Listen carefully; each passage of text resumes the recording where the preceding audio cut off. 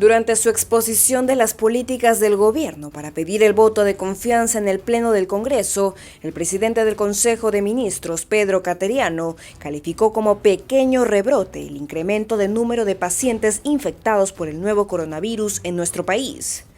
En los últimos días hemos visto un incremento significativo, un pequeño rebrote, señor presidente, en el número de contagiados y de muertes. Por ello, a través de este foro, hago un llamado a la responsabilidad de todos los ciudadanos. Esta nueva normalidad requiere prudencia, cuidado y, sobre todo, mucho amor al prójimo y al país. No podemos pretender actuar como si no hubiera epidemia, señor presidente. Cateriano Bellido reiteró que la crisis sanitaria continúa y exhortó a todos los peruanos a respetar las reglas sanitarias con la finalidad de evitar el aumento de contagios y que se produzca un rebrote de la pandemia del coronavirus. En el proceso de lucha contra la pandemia, el papel de la ciudadanía es fundamental. El COVID se transmite principalmente de persona a persona. El lavado de manos, el uso de la mascarilla y la distancia constituyen la base para el cuidado de las personas y el respeto a estos principios que a la larga definirá el éxito en la contención de la epidemia. Aconsejó cumplir con las normas sanitarias establecidas por el Ministerio de Salud. La comunidad científica y médica, señor presidente, aún no encuentra la medicina para contener la pandemia. Por lo tanto, todos los peruanos tenemos que hacer un esfuerzo para cumplir con las normas sanitarias, presidente. Y exhorto al país que ahora estamos avanzando en las fases para el relanzamiento de la economía, cumplamos con estas normas, señor presidente. Se extenderá el trabajo remoto hasta el 31 de julio de 2021. A la fecha, se registran más de 220.000 trabajadores que vienen laborando bajo esta modalidad, evitando el riesgo de contagio del COVID en los centros laborales. La suspensión perfecta de labores se estableció como un mecanismo temporal que busca la sostenibilidad de las empresas, que son el principal motor de generación de empleo, evitando que éstas se vean forzadas a adoptar medidas más gravosas como la extinción de los contratos de trabajo o incluso la disolución y liquidación de las empresas. Durante la pandemia hemos observado con indignación el aprovechamiento ilegal de algunas autoridades en los manejos económicos. Por ello, desde nuestras funciones hemos venido atendiendo como corresponde los pedidos de extradición que han sido requeridos por los jueces penales en casos de actos de corrupción y muy importantes y de gran impacto para nuestro país, dándole prioridad, pero con el debido análisis y cuidado que esto amerita. Asimismo, las procuradurías públicas especializadas como defensores de los intereses del Estado están realizando un trabajo de seguimiento e impulso a casos notorios como el del expresidente Alejandro Toledo o el del ex juez supremo César Inostroza. Estos funcionarios deben afrontar sus investigaciones en nuestro país y nuestro sistema de justicia debe determinar con autonomía e independencia su responsabilidad o no, según corresponda. Toda autoridad, todo dignatario nacional, cuando es citado por la justicia, debe acudir y cumplir con los mandatos fiscales y judiciales, señor presidente. Y esta es una conducta cívica a la cual debe estar obligado todo funcionario público.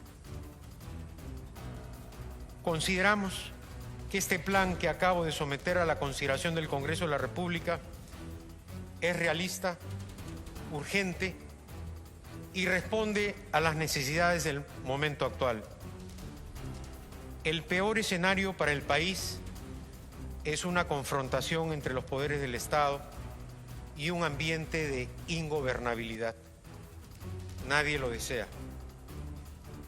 Expreso mi firme convicción de que el 28 de julio del 2021, cuando celebremos el bicentenario de nuestra independencia, entregaremos las riendas del gobierno a las nuevas autoridades con serena satisfacción de haber cumplido con la compleja responsabilidad que nos ha tocado asumir.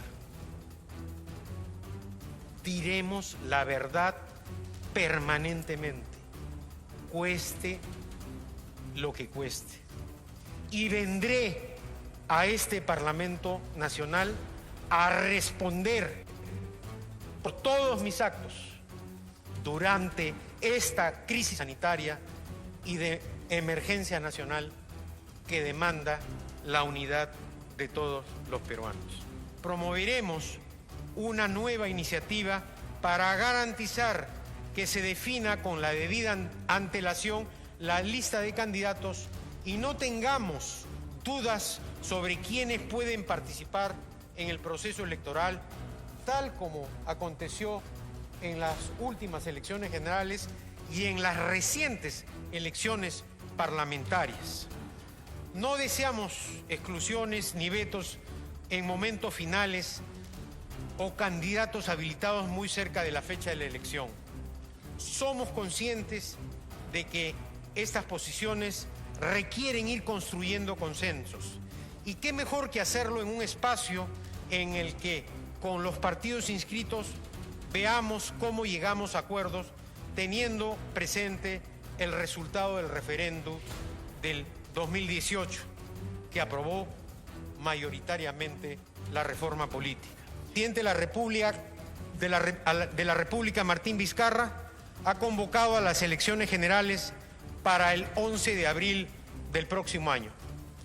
Ello implica la necesidad de llevar adelante un proceso electoral impecable, pese a las situaciones complejas, para asegurar que todos los peruanos ejerzan su derecho a elegir a sus gobernantes sin comprometer su salud. La campaña electoral será atípica, dada la actual coyuntura, señor presidente, y nos corresponderá apoyar a todos los participantes a difundir sus propuestas con equidad y transparencia. Nuestro gobierno garantiza la absoluta neutralidad del desarrollo de las próximas elecciones generales, señor presidente, señores congresistas. Como demócratas, somos respetuosos de la independencia de poderes y es responsabilidad de este gabinete trabajar coordinadamente respetando los fueros de los poderes. Somos conscientes de que el momento actual demanda, como nunca antes, anteponer posiciones personales y o institucionales para lograr un bien superior. Y respetuosamente solicito el voto de confianza. Ratifico el día de hoy mi ofrecimiento de sudor, honestidad y conducta democrática. Sudor para trabajar de manera indesmayable en beneficio de todos los peruanos. Honestidad en todas y cada una de las decisiones. Y actitud democrática. Siempre, siempre actitud democrática, señor presidente. Muchas gracias. La crisis del COVID ha causado en el primer semestre de este año una caída cercana al 40% de la inversión privada. Este es un factor de riesgo para la recuperación económica en el corto y en el mediano plazo. Reitero, señor presidente, es un riesgo. La meta fijada este año por el gobierno es revertir esta tendencia negativa de la inversión privada y recuperar en el más breve plazo los niveles de inversión previos a la crisis del COVID. Asimismo, buscamos que las expectativas de los inversionistas nacionales y extranjeros continúen recuperándose luego de la abrupta caída en marzo y abril de este año. El objetivo de este año 2020 es impulsar la inversión minera, la inversión en infraestructura y la inversión diversificada tanto a nivel de gran empresa como de pequeña empresa. Esta es una tarea de reconstrucción de todos los empresarios, grandes, pequeños, y nos vamos a sumar en esa causa nacional. En materia de seguimiento y monitoreo de la inversión, es fundamental que el Estado cumpla con los plazos establecidos para dar predictibilidad a los inversionistas y es importante además evitar que los proyectos de gran envergadura con mucho impacto en el crecimiento económico y el empleo sean trabados por procedimientos administrativos o plazos incumplidos por instituciones públicas a nivel de gobierno nacional, gobiernos regionales y gobiernos municipales, señor presidente. Esta es una autocrítica. El Estado está fallando en momentos de crisis y debemos sumar esfuerzos, el gobierno nacional, el gobierno regional y el gobierno local. A través del Banco de la Nación y en coordinación con el RENIEC, respetando su autonomía, se coordinará la creación de la cuenta DNI con el objetivo de que el 100% de los peruanos adultos cuente con una cuenta en el sistema bancario y financiero 100% digital, que utilice el DNI como una tarjeta de débito virtual para todos los peruanos y peruanas que lo requieran, quienes además podrán ahorrar de forma segura y hacer transacciones sin contacto físico y por lo tanto restando posibilidades de contaminación o afectación de su salud en esta pandemia. Voy a empezar con una palabra que ha pronunciado el Premier cuando dice que la minería es una bendición. Discúlpeme usted, yo quisiera que usted le pregunte a los de la provincia que hoy están en problemas, como es Espinar, si la minería es una bendición. Y yo sé que le responderían que la minería no es una bendición. Para ellos, la minería es una maldición. ¿Y sabe por qué? Porque donde antes corría aguas cristalinas, donde pescaban su trucha para comer, hoy corre agua contaminada. Donde antes pasteaban sus animales, hoy pasan los camiones de la minería y lo único que hacen es levantar polvo y ya no pueden pastear sus animales que representaban un recurso económico. Y más todavía, he tomado conocimiento que para solucionar el problema que aqueja en este conflicto que está pasando, recién se va a ir el día viernes para solucionar el problema del conflicto social. Pero yo le diría a usted, después de 25 días, ¿qué significa? ¿Que nuestros hermanos de la provincia de Espinar no es importante, Premier? La bancada de FREPAP se ha trasladado para recoger de cerca y conocer lo que está pasando. He ahí la gran realidad de nuestro país. Niños con anemia, contagio masivo en la minera, y eso tiene conocimiento el MINSA desde el 18 de julio. Señor, la provincia, desarrollo dice que le ha traído a la minera, pero ¿sabe usted cuántas horas de agua tienen?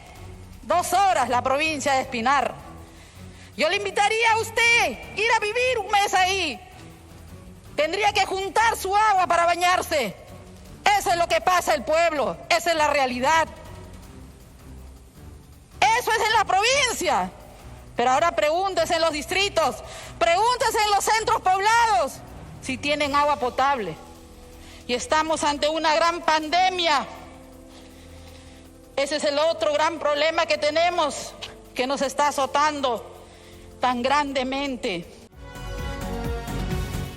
Es una vergüenza, sabiendo que hay 2 ministros que están interpelados, sabiendo que hay ministros que están observados por esta representación, sabiendo que le hemos mandado una carta a su despacho a los congresistas jóvenes de este Congreso, pidiéndole que ponga a alguien con más experiencia en el Ministerio de Trabajo, tan importante como el que es, habiendo que recuperar más de 3 millones de puestos de trabajo. Usted no nos haya hecho caso, señor Premier. Un nuevo gabinete de un gobierno que ha ido de tumbo en tumbo, de fracaso en fracaso, demostrando que no le importa la vida de los peruanos, que lo ha ocultado, que ha tenido que una ministra de Salud nueva sincerar las cifras y decir que son más de 43.000 muertos y no saber a cuántos muertos vamos a llegar. Si quieren el voto de confianza hay que preguntarles a la familia de los más de 43.000 muertos, a los hermanos de la ONP, que siguen pidiendo su devolución de sus aportes, que durante muchos años han trabajado y su esfuerzo lo han entregado al Estado, y la ministra de Economía, muy suelta de dientes, le dice: ese dinero no existe. No existe obviamente porque el Estado lo ha gastado y es responsable de devolvérselo de alguna manera. Los hermanos de la AFP que buscan su devolución del 100% de sus aportes porque necesitamos un sistema nuevo de reforma de pensiones. Necesitamos una reforma nueva que realmente asegure una jubilación digna para ellos. Señor presidente, este gobierno le ha mentido al país en muchas oportunidades. Han prometido, como dijo la compañía congresista de FREPAP, 1000 colegios, 80 hospitales, y realmente ustedes han sido testigos de lo que pasó en Arequipa, que ya no se puede dar un ejemplo más claro. El presidente ha tenido que salir corriendo de la ciudad porque la población ya no le cree. Y eso es lo que viene a hacer acá.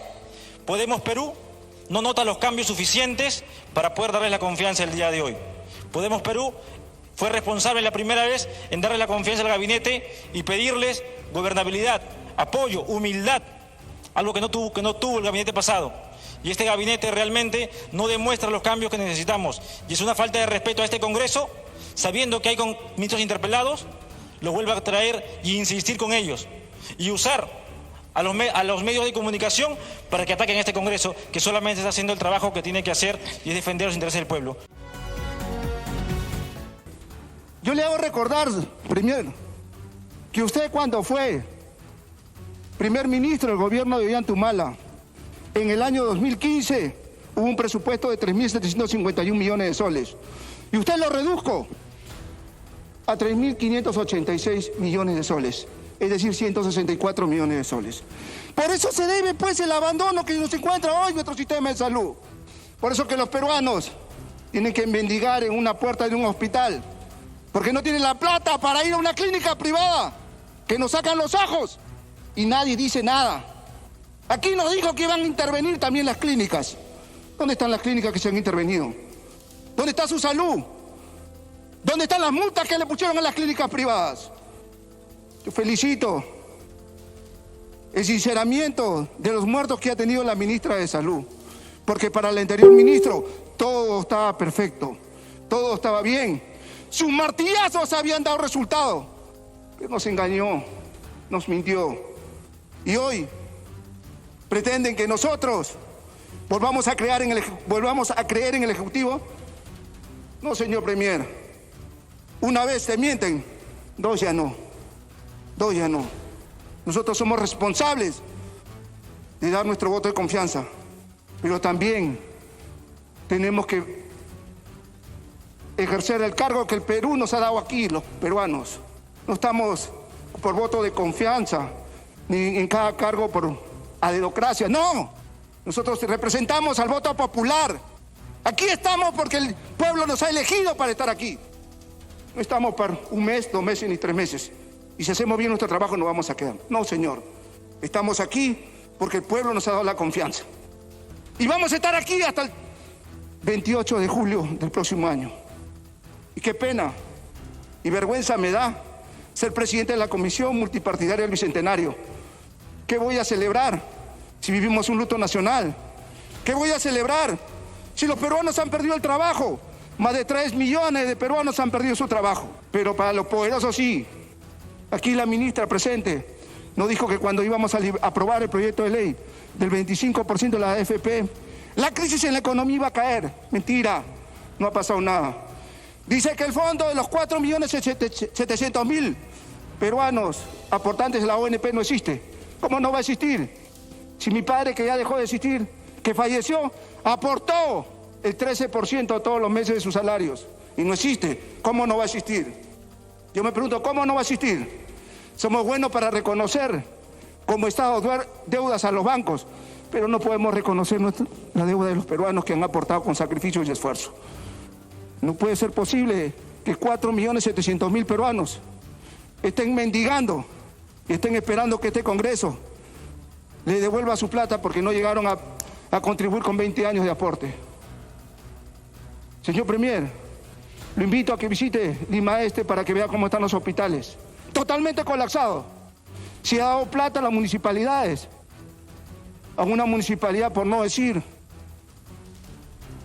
nombre, le han dado 13, 15 millones. Y al mi distrito, el Agustino, donde provengo yo, donde hay más de 250.000 vecinos, donde hay altos índices de TBC, VIH-Sida, le han dado 68.000 soles.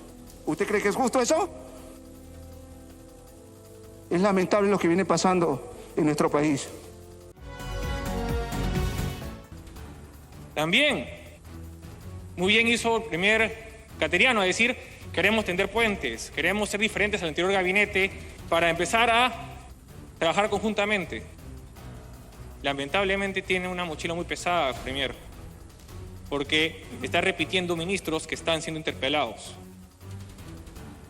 Y por último, y antes que me olvide, ¿está funcionando en serio la Secretaría de Integridad en la PCM? Porque la gran duda es sobre esta elección jurada de intereses, ¿verdad? Nos criticaron a nosotros, al Congreso. Se nos criticó porque queríamos que la elección jurada de intereses vaya a la Contraloría. ¿Acaso la Secretaría de Integridad, que se les ha pasado las contrataciones de familiares políticos o de amigos o de familiares directos de muchos de los miembros del Ejecutivo, también se le puede haber pasado a la Contraloría General de la República? Explíqueme por qué esa Secretaría de Integridad es mejor que la Contraloría para supervisar la elección jurada de intereses. Es muy importante absorber estas dudas. Este mensaje, tanto el presidencial como el caso sostenido el día de hoy, generan más dudas, más preguntas de cómo van a resolver los grandes problemas, las grandes preguntas que tenemos los peruanos y este Congreso que lo representa respecto a la gestión que usted, señor Primer Ministro, y su gabinete tienen que afrontar y que tienen que resolver respecto a la gestión pasada. Hay muchas dudas respecto a lo mismo y esperemos que en su momento usted las pueda absolver para darnos certezas. De comunicación, los medios de comunicación deben ser los primeros en dar el ejemplo respetando la distancia. La crisis sanitaria continúa y debemos, por lo tanto, respetar la distancia, el uso correcto de la mascarilla y el lavado de manos. Hasta ahora, la medicina no encuentra la vacuna. El riesgo de la pandemia es permanente. Por lo tanto, exhorto a todos los compatriotas a respetar las reglas establecidas para que no exista ni aumente un rebrote. Lo único que tendría que señalar el día de hoy es que se ha expedido y se ha publicado en el Diario Oficial El Peruano un decreto de urgencia que por excepción, durante esta pandemia se podrán contratar a médicos peruanos y extranjeros con título, pero sin colegiación. De esta forma, todos los médicos residentes en el país se sumarán a esta causa nacional, basada en el esfuerzo y la unidad de todos. El último domingo, un programa dominical denunció que amigos del presidente de la República, Martín Vizcarra, obtuvieron diversos cargos dentro del Estado peruano. Uno de ellos es Edgar Ceballos González, primo de José Luis Alvarado González, quien llegó al programa subsectorial de irrigaciones del Ministerio de Agricultura en 2018 y lo primero que hizo fue contratar con órdenes de servicio a su sobrina Fiorella Alvarado. Fue el propio programa subsectorial de irrigaciones el que reveló que Alvarado González fue quien emitió dichas órdenes a favor de su sobrina. Incluso José Luis Alvarado González tuvo hasta 2 familiares en dicho órgano adscrito al Minagri. Sin embargo, Alvarado González también entró a trabajar en el Ejecutivo cuando Martín Vizcarra llegó a la presidencia. Desde julio del 2018 es asesor del despacho viceministerial de Políticas para la Defensa bajo la modalidad de Fondo Apoyo Gerencia y con un sueldo mensual de 15.600 soles. Hace 7 años, Alvarado González trabajó como asesor del gobierno regional de Tacna. Como funcionario del Ministerio de Defensa, también ejerció a la par la presidencia del club Lawn Tennis.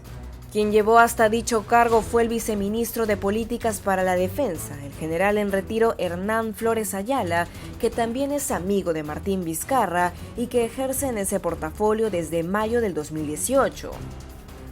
Al respecto, el MINDEF alegó que la contratación de Flores Ayala se debió a que se requerían profesionales en todos los campos de la actividad del Estado peruano, ya que el sector de defensa actúa transversalmente con cada uno de ellos.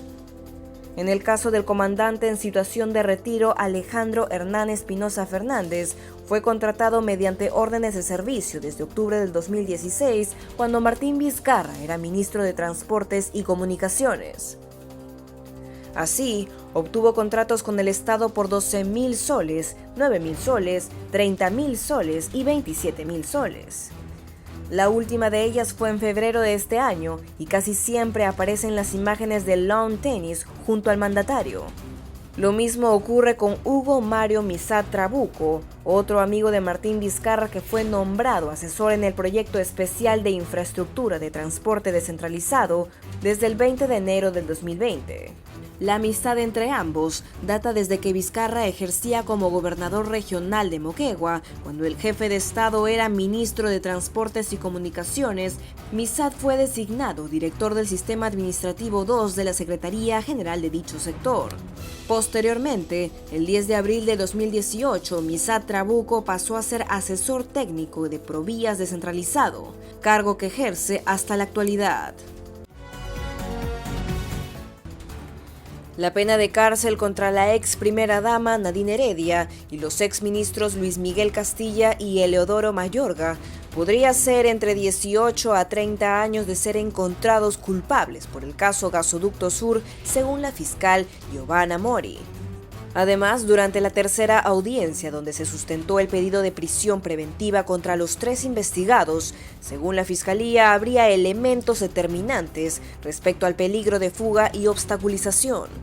Mori sostuvo que si bien Heredia posee un domicilio conocido, sus familiares como su madre, Antonia Alarcón, y su hermano, Ilan Heredia, cuentan con inmuebles en los cuales la investigada podría esconderse de la justicia. En otro momento, la fiscal señaló que la esposa de Ollanta Humala tiene la facilidad de abandonar el país al acceder a trabajos en el extranjero, pues recordó cuando la ex primera dama renunció en 2017 a un cargo de la FAO en Suiza. Cabe señalar que los 3 involucrados son investigados por los delitos de colusión agravada y asociación ilícita en organización criminal. El partido de Podemos Perú viene preparando sus mejores armas para salir ganador en las posibles elecciones presidenciales. Por ello, el congresista Daniel Urresti viene siendo la opción más fuerte para ocupar el despacho presidencial. Sin embargo, personajes como José Luna Gálvez no estarían conformes en conceder tanto poder si no es compartido equitativamente. Teniendo en cuenta que Urresti apenas ha participado como invitado de la bancada de Podemos Perú, esto no impidió que obtuviera el primer lugar en las elecciones congresales del presente año, con 553.528 adhesiones, y en segundo lugar en las elecciones para la alcaldía de Lima. Cabe recordar que Daniel Urresti terminó siendo favorecido en las elecciones congresales tras los problemas en la Fiscalía de Luna Gálvez, quien es investigado por el caso Lavajato sobre aportes sospechosos. El partido viene observando con mucha expectativa la candidatura del ex militar, pese a que aún no haya presentado una ventaja considerable ante sus antecesores y que presenta temas pendientes para esclarecer. Como el caso Bustos, sigue siendo uno de los candidatos con más posibilidades de llegar a obtener el cargo de presidente de la República.